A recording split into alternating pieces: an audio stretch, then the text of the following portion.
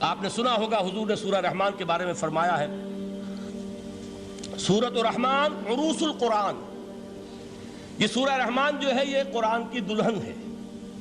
جیسے دلہن کو آپ خوشنما لباس پہناتے ہیں، آراستہ پیراستہ اس کو گہنے اور اس کو زیور پہناتے ہیں، تو جس طریقے سے سجاتے ہیں آپ دلہن کو، اللہ تعالیٰ نے ایک سورت قرآن مجید میں یہ ایسی رکھی ہے سورہ رحمان کہ اسے خوب سجایا ہے۔ اس میں الفاظ کا در و بست، اس کا اپنا ایک ڈیوائن میوزک ہے۔ وہ تو اللہ تعالیٰ قراء جو ہے، خاص طور پر مصر کے قراء، اللہ تعالیٰ ان پر رحمت نازل فرمائے، ان کی خطاؤں سے درگزر کرے۔ جس طرح قرآن کے انٹرنسک میوزک کو انہوں نے واضح کیا ہے، واقعہ یہ ہے کہ اگر یہ لوگ نہ ہوتے، شیخ عبد الباسط محمد عبد الصمد، شیخ محمود خلیل الحسنی، یہ لوگ کہ جنہوں نے قرآن کے اس غنا میوزک، یہ لفظ جو ہے آپ حیران نہ ہو کہ میں یہ کوئی شاید توہین کر رہا ہوں قرآن کی، حضور نے یہ لفظ استعمال کیا ہے، تغنو، اس قرآن کو اچھی سے اچھی خوشلحانی کے ساتھ پڑھو۔ من لم یتغن بالقرآن فلیس منا، جو قرآن کو بہتر سے بہتر انداز میں، اچھی سے اچھی آواز میں خوشلحانی کے ساتھ پڑھنے کی کوشش نہیں کرتا، وہ ہم میں سے نہیں ہے۔ بلکہ ایک مرتبہ حضور رات کے وقت آپ گشت پر تھے اپنے ساتھیوں کے حالات معلوم کرنے کے لیے۔ حضرت ابو موسیٰ اشعری رضی اللہ تعالیٰ عنہ صحابی ہیں، ان کے گھر کے پاس سے گزر ہوا، وہ رات کو تہجد پڑھ رہے تھے، کھڑے ہوئے کیف کے عالم میں قرآن تلاوت کر رہے ہیں۔ حضور کو بہت پسند آئی ان کی قرات، کافی دیر تک وہاں کھڑے سنتے رہے۔ اب انہیں کیا پتا کون سن رہا ہے، بالکل اسی طرح سمجھ لیجئے ایک بات یاد آئی ہے، حضور فرماتے ہیں کہ جس طرح کان لگا کر اللہ قرآن کو سنتا ہے، کسی چیز کو نہیں سنتا۔ ہمیں نظر نہیں آتا نا، ہمیں معلوم نہیں ہے، ہم قرآن پڑھ رہے ہیں تو سننے والا کون ہے؟ سب سے زیادہ کان لگا کر خود اللہ۔ یہاں اس لیے مجھے یاد آیا کہ ابو موسیٰ اشعری کو کیا پتا تھا کہ کون سن رہا ہے، وہ اپنی کیفیت میں نماز میں تہجد میں قرآن کی تلاوت کر رہے تھے، اور ظاہر بات ہے ان کے گھر ایکڑوں میں بنے ہوئے نہیں تھے، ایک ایک کمرہ، ایک ایک کوئی حجرہ، ایسے ہی تو گھر تھے نا صحابہ کے، لہذا حضور پاس سے گزرے، آواز آئی، کافی دیر سنتے رہے۔ اس کے بعد آپ تشریف لے گئے، صبح فجر میں ملاقات ہوئی تو حضور نے تحسین کے انداز میں فرمایا، یا ابا موسیٰ انک قد اوتیت مزمارا من مزامیر آل داؤد، اے ابو موسیٰ تمہیں تو آل داؤد کے سازوں میں سے ایک ساز اللہ نے عطا فرما دیا۔ جس طرح حضرت داؤد، لہن داؤدی مشہور ہے کہ جب وہ پچھلے پہر رات کو حمد کے ترانے الاپتے تھے، قرآن میں ہے کہ پرندے شامل ہو جاتے تھے ساتھ، اور پہاڑ وجد میں آتے تھے، پہاڑ بھی ان کے ساتھ شریک ہوتے تھے۔ تو جس طرح کا اللہ نے ان کو لہن عطا فرمایا تھا، حضور نے تحسین کے انداز میں فرمایا ہے، ابو موسیٰ اشعری اللہ نے تمہیں بھی آل داؤد کے سازوں میں سے ایک ساز عطا فرمایا۔ بہرحال قرآن مجید کا جو یہ میوزک ہے، قرآن کے الفاظ کا جو حسن ہے، جہاں تک حسن معنوی ہے وہ تو ہر لفظ میں ہے، لیکن یہ حسن ظاہری، حسن صوتی، حسن لفظی، یہ اپنے کلائمیکس پر آپ کو نظر آئے گا سورہ رحمان۔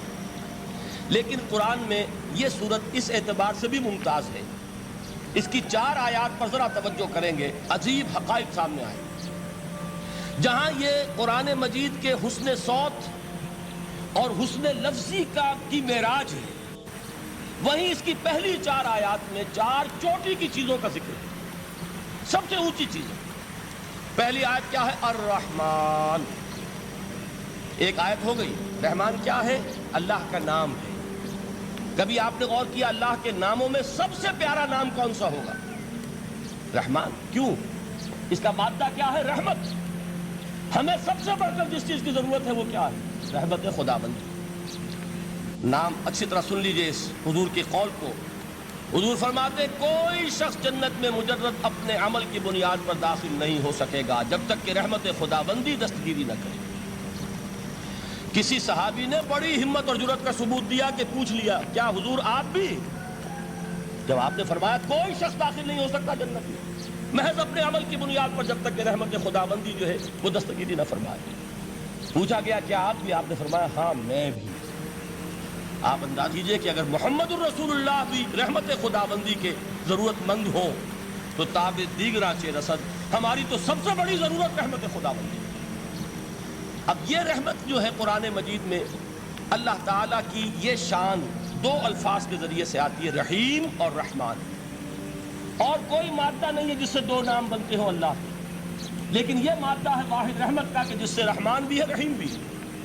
رحیم صفت مشبہ ہے، رحمت دائم ہو جائے گی، مستقل ہوگی تو رحیم کہیں گے، اور رحمان اس میں رحمت کی ہے وہ شان ہے کہ جیسے ٹھاٹھے مارتا ہوا سمندر ہو، ہیجان کی کیفیت، طوفانی کیفیت، رحمت خداوندی کا طوفانی جوش، وہ ہے رحمان۔ آپ تو رہتے اس علاقے میں ہیں، آپ کو معلوم ہے عرب اگر بھوکا مرا جا رہا ہو تو کیا کہے گا؟ انا جوعان۔ پیاسا مرا جا رہا ہو انا عطشان۔ بہت غضبناک ہوگا غضبان، غضبان آصفہ قرآن میں آیا ہے، بہت غضبناک۔ رحمان جس کی رحمت جو ہے جوش میں ہے، ٹھاٹھے مارتے ہوئے سمندر کے مانند۔ تو یہ اللہ تعالیٰ کے ناموں میں سب سے پیارا نام۔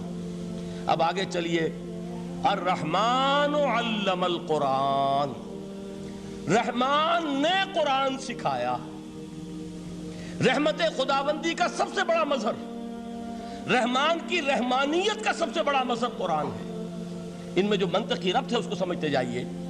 اچھا آپ یہ سوچئے، جو علم بھی انسان کو حاصل ہوا وہ کس نے دیا؟ اللہ نے۔ سائنس کا علم کس نے دیا؟ اللہ نے۔